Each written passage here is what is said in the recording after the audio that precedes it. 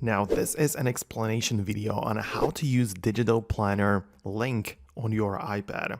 So at first, you need to have a software which allows hyperlinking of files in between. So this could be, for example, a lot of people use GoodNotes or Notability. I'm pretty sure that OneNote also works as well. And these apps and platforms allow you to tag individual files in between and hyperlink them. So at first you need to find some sort of app which works for this.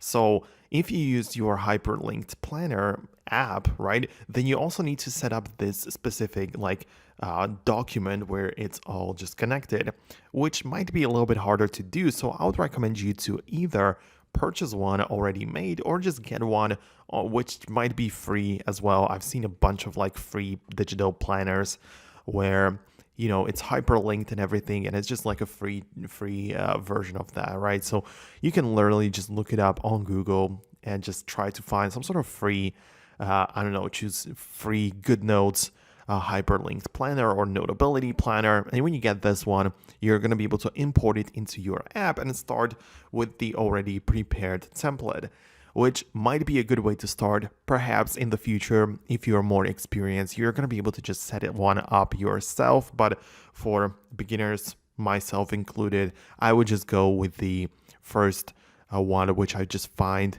like a prepared template, and this is what I would import into my note-taking app and just use that based on the person that just created it.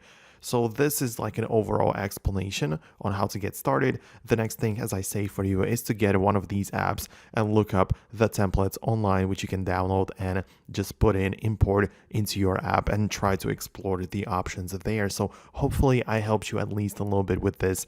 If you have more thoughts or insights, just share them below. If you liked what you see, hit the thumbs up, subscribe, and I'll see you in the next tutorial.